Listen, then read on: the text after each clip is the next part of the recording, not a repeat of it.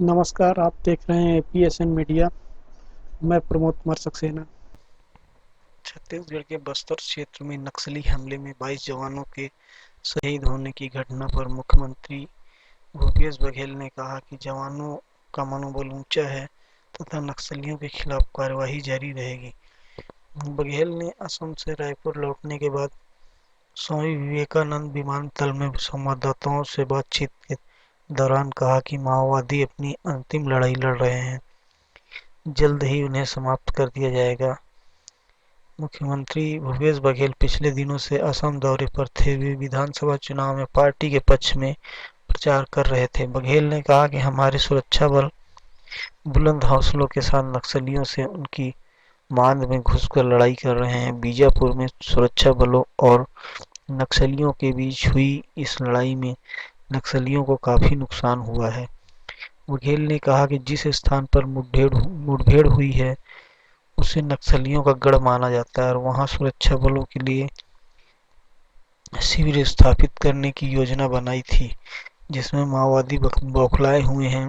उन्होंने कहा कि यह केवल मुठभेड़ नहीं थी, बल्कि इसे युद्ध कहा जा सकता है, जो लगभग 4 घंटे तक चला। बघेल ने कहा कि दोनों ओर से भारी गोलीबारी हुई, हथगोला और रॉकेट लॉन्चर का भी उपयोग किया गया। हमारे जवान शहीद हुए, लेकिन उन्होंने बहादुरी के साथ लड़ाई की।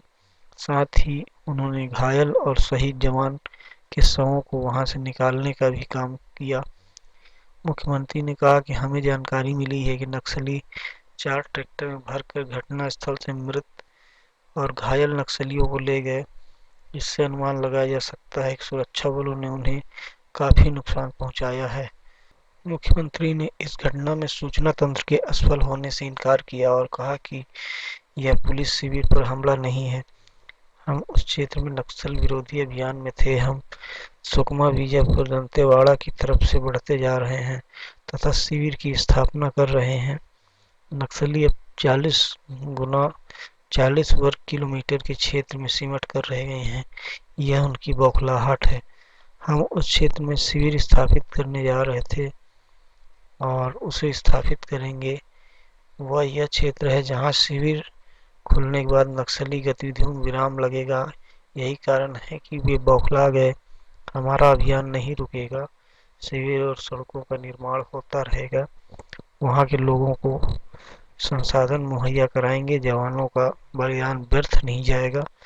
बघेल ने कहा कि पिछली घटनाओं में भी नक्सलियों को भारी नुकसान हुआ था।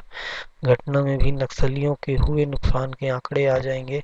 केंद्र और राज्य का बल मिलकर लड़ाई कर रहे हैं।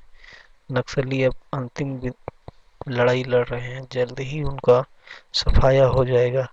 राज्य के वरिष्ठ अधिकारियों ने बताया कि असम में रायपुर वापस लौटने के बाद बघेल ने विमानतल पर राज्य के वरिष्ठ प्रशासनिक और पुलिस अधिकारियों से बीजापुर में पुलिस नक्सल मुठभेड़ की घटना के संबंध में जानकारी ली।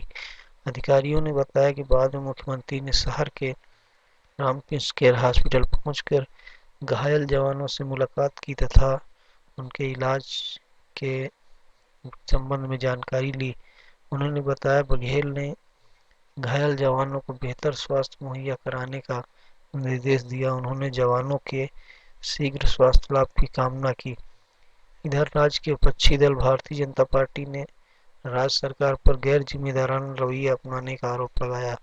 विधानसभा में विपक्ष के नेता धर्मलाल कौशिक ने बयान जारी कर कहा है कि नक्सली हिंसा में पूरा प्रदेश शोकग्रस्त है और मुख्यमंत्री भूपेश बघेल असम में उत्सव में थे। कौशिक ने कहा कि जब बड़ी संख्या में नक्सलियों की मौजूद होने की सूचना पहले से ही थी, तब पूरी कार्रवाई में कहां चूक हुई, इसके लिए कौन जिम्मेदार है। उन्होंने कहा बड़ी संख्या में जवानों की शहादत ने सबको व्याकुल कर दिया है। इस समय चुनाव में से ज्यादा हमारे सामने नक्सलवाद की चुनौती है। राज्य सरकार के गैर जिम्मेदाराना रवैये ने साबित कर दिया कि प्रदेश की जनता से उनको कोई सरोकार नहीं है।